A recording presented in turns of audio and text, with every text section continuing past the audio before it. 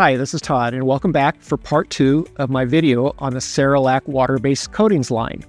In the first video, I discussed the Sayerlack 1K product, the features and benefits, and the options of or how to use a crosslinker and what features and benefits you get to using a crosslinker with the 1K product. Now, the 2K, meaning 2-component, is designed to be used with a hardener catalyst. In this case, we're using a catalyst. It's the AH1550, and you add it to the coating and you get a specific pot life up to about 8 hours, similar to that of a conventional conversion varnish. But one of the things that's unique about the 2K product is that if you need to, you can spray it as a 1K without the catalyst or the hardener, and it's going to behave more similar to that of a 1K. But by adding the catalyst or the hardener to it, you get dramatically enhanced performance and cure times. Now, in this case, when we mix or add the catalyst, I strongly urge customers to use or to drill mix it in. Don't hand mix it in. You want to get thorough dispersion throughout the coating with the catalyst. Now, this is an isocyanate catalyst. It's a solvent-based. And if you know anything about isocyanate catalysts, it's a nasty chemical. You don't want to be breathing the fumes. You want to be using gloves and have good ventilation when using it. Now, unlike the 1K line, the 2K has two options. You have a clear base, which is also used as the tint base, and that would be an AT48 series. So an AT, in this case, the last two digits of the number are the sheen. This is an AT4885, so this would be considered a gloss. And then you see a /00 that designates it clear. And if I'm doing mid-range to light colors of paint, I'd be using the AT48 series. In this case, it's a 4890. Again, it's a gloss. And it'd be /13, and the 13 designates that it's a white base. So if I'm doing clears or a clear base for dark colors, I'm going to use the AT48 series clear base, and then for pigmented light to mid-range colors, I'm going to use the white base. When you're going to use a hardener catalyst with this, they catalyze at two different rates. So if I'm doing a white base color and using the white base, I'm going to catalyze it at 8% of whatever I'm mixing. And if I'm doing a clear base, it's going to catalyze at 10%.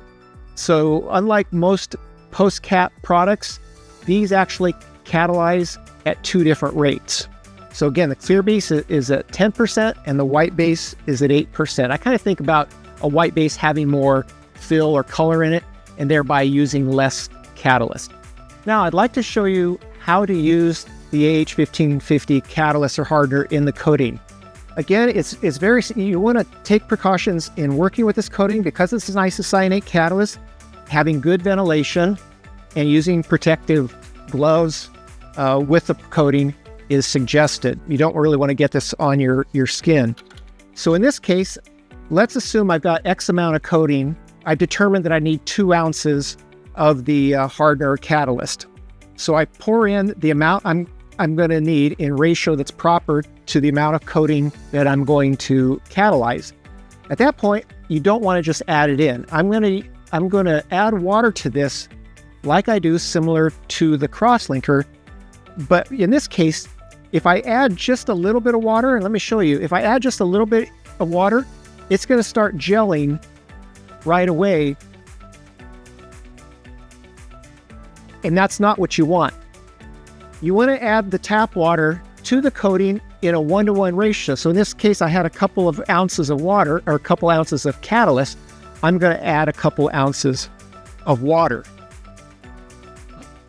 Once I do that, go ahead and stir the water into the hardener. It doesn't have to be for a long time. Just get it mixed in. And then you can see the viscosity drops. And this is going to allow the catalyst to be more evenly and quickly dispersed into the coating. You don't want to let this sit for any time frame. At this point, I want to go ahead and add it to my coating, and drill mixing is recommended. I get sometimes customers call and say, hey, my coating is not drying right, doesn't seem to be sanding well. Usually in that case, I find out that they're hand mixing it in and not mixing the hardener in thoroughly. You really want to make sure and drill mix these in when you're dealing with some of these 2K water-based coatings and these isocyanate catalysts.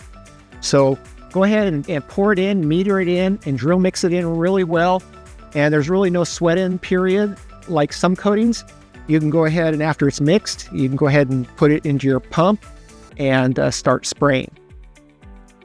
Now again, whenever spraying a 2K product using a catalyst, this isocyanate or NCO catalyst, it's important that you have good ventilation. If you've got a booth, you also want to make sure you're wearing good respiration and you're not breathing in the fumes of these coatings or the spray as you're spraying it, because it's not good and healthy for you to do so. So again, good ventilation, respiration, gloves, whenever having it. Once the coating has been sprayed and applied and it dries, you're really not going to have that off-gassing that you would experience, like let's say with a conversion varnish or pre-cat lacquer as the coating dries and cures. So once you've added your hardener to the top coat, you're ready to spray. You can spray with all types of equipment, whether it be HVLP, pressure pot, or cup gun, or airless or air assist. Product works really well in all those. The only difference is that if you're using a pressure pot or HVLP, gravity fed, or cup gun, you're probably going to reduce the product closer to 10% with tap water and use a tip of probably, I would say, about a 1.7 to a 2.0, depending on pressure and the type of equipment that you're spraying with. If you're spraying with airless or air assist, you might find that you're able to spray the product without any reduction, whether it be 1K or 2K. I've sprayed the 1K regularly without any reduction, whether it be a primer or clear or top coat, with a 10 or 11 thousandths tip, and the flow and level is excellent. With the 2K, I'm probably going to suggest reducing it a little bit more, of maybe 5 or 10%. And again, the flow and leveling is really good.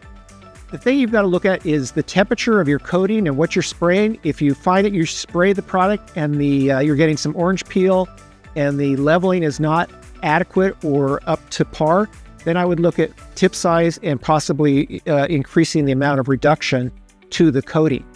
I find that the product is very easy to apply and performs very well. I've used it personally on a couple of homes, and I'm really happy with the results I had. So if you'd like to learn more about the Sayerlack 1K or 2K products, give me a call, Todd at the Charles McMurray Company, and I'd be happy to help you. Thanks for your time.